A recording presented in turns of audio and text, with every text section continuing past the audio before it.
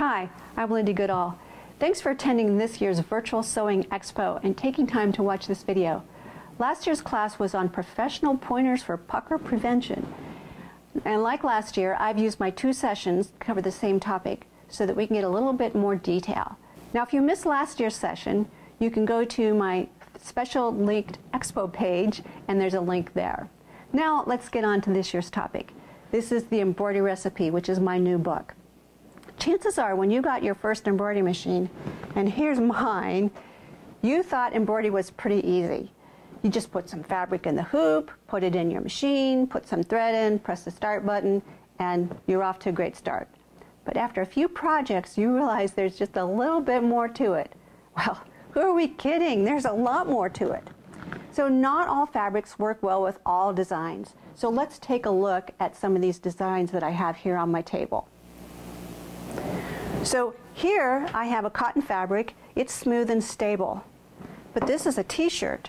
It's smooth, but it's stretchy. We're going to have to treat this a little bit differently. Here I have a towel. It's textured, so I'm going to have to do something about that as well. Here I have a screen. It's very open, so there's not a lot of fabric there. How do I do that? We often think that denim is the perfect fabric, but this is so tightly woven that we can have issues with it. And what happens if we embroider on something like paper or wood? And we can do that.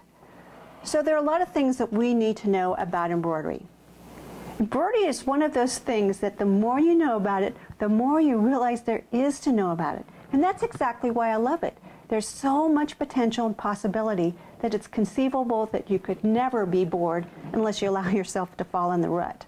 On the other hand, it's easy to become overwhelmed because there's so much information, so many choices, and you need to make to get a quality result. Embroidery lasts a lifetime of the garment, and you don't want to shorten that to just right after it comes out of the hoop. So let me show you this garment. This is a purchase garment, and you probably can't see this on the screen, but it is way puckered, and I will never wear this again. I bought it, it looked great, then I washed it, and it has no stabilizer in there, absolutely none. And this was a t-shirt, and you have to have stabilizer behind there.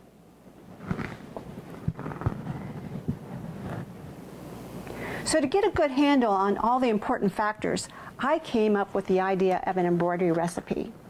So let me read this to you. It's set up just like a recipe for cooking. You have equipment. You have machines, your needles, your hoop. And for preparation time, I said longer than you think. Have you ever seen a design and says, oh, this takes 10 minutes to sew? It always takes longer. You have your ingredients. You have fabric, design, thread, backing, topping, maybe some adhesives.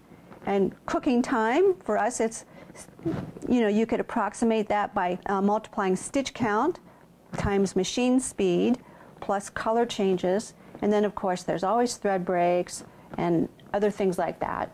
For instructions, we have making sure design is compatible with fabric, hoop using appropriate hooping techniques in desired fabric location with appropriate backings, toppings, and adhesives.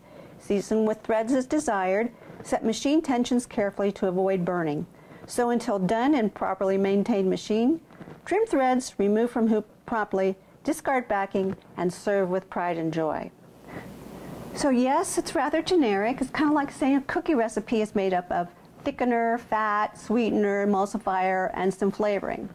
Because those all vary in quantity and amounts and all sorts of interesting things. You might have brown sugar, you might have white sugar, you might have raisins, you might have chocolate. So things vary even with our embroidery recipe. But this is only part of it. We need to have a definition for quality embroidery. And I have that here in my book. So let's take a look at that. So I've got the quality formula in the book, and the quality formula sounds like this. Quality embroidery results from a precise interaction of key ingredients. It's a well-prepared design that's suited to the fabric and item being embroidered. A properly maintained and tuned machine using the correct needle for the thread and fabric, the right thread for the job, and that's both the needle thread in the top and the bobbin thread. An item suitable for embroidery that's smoothly hooped at the right position in the right size hoop with the hoop properly tensioned, the right topping if it's needed, and the right backing. As you can see, between the embroidery recipe and the quality formula, that's a lot to cover, especially when you start throwing in all the possible variations of fabric, designs, threads, stabilizers, and threads including bobbins, adhesives, and maybe even hooping aids and machines. So there's no way we can cover this in a couple of 15-minute videos. I've taught this content over the course of several days, and early this year I finally organized all that content into the book, which you can download and use as a reference. The embroidery recipe, How Your Ingredients Affect Your Results, is 360 plus pages of in-depth content that covers every point in the quality formula and the embroidery recipe so that you can get the best results no matter what embroidery machine, whether it's a little tiny basic one like this, or a top-of-the-line embroidery machine like this Baby Lock, or a big multi-head monster. The focus of this book is on embroidery process. So it doesn't matter what kind of machine you have. It doesn't even matter what software, if any, you might have. If you have an embroidery machine, this book is for you. And while I'm showing you a printed version here, this is one I printed on my printer. It is a PDF book, and you can load it onto your iPad. In fact, that's how I like to read PDF books. I put it on my iPad because it's got color and the screen is big enough. I do have a Kindle, but my Kindle's tiny and it's only black and white, and you're really not going to be able to see all those nice color images on something like this. And besides, you can't print EPUB or Kindle books, but you can print the PDF version. So do you have to print it? Absolutely not. Some people do. We are looking into printing softcover books, but I can tell you that printing a full color book with over 360 pages is pretty pricey. So I don't know when we might be doing that. Keep an eye on the newsletter, and I'll tell you as soon as I have any idea about that. So I've filled the book with helpful charts. Let me show you a couple. So here's one where I'm showing you how a stitch was formed. I know you can't really see it, but it's useful. And Gary Walker of Echidna contributed an article on how stitches are formed. But I have lots of useful charts, and you'll see them throughout the book. And in the back, they're all organized for troubleshooting, so you don't have to flip through the book to find them. The book is all hyperlinked, so if I'm talking about a product or a design or some other cool thing, it's hyperlinked to a website where you can go and find it. Now, because books can get out of date and websites can go away, there's also a web page that has all those links on it too. So if you have a printed version and you don't want to go back to the digital one, you can always go to that web page. So the book comes with about 20 designs, and let me show you some of those. They're pretty simple designs, and I've stored them in a binder here. And here's a sample sew out of one of them. They're all the same flower, but they're all done differently. So you can try different threads, different techniques.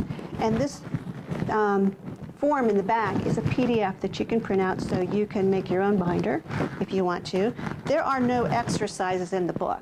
So for example, here's one where I was testing different thread weights. And you can try different techniques. There's applique, fringing, 3D, all kinds of stuff. There aren't necessarily instructions for that in the book, but there are ways that you can try out different techniques with a simple design that doesn't have a lot of colors and will sew really fast. So you can download your book today. There's a special coupon for all of you viewers of the Expo.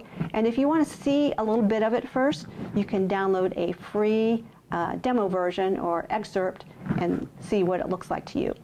So in the next video, we're going to take a closer look inside the book so that you can see more about it and understand that machine embroidery is more than just a design you stitch on your machine.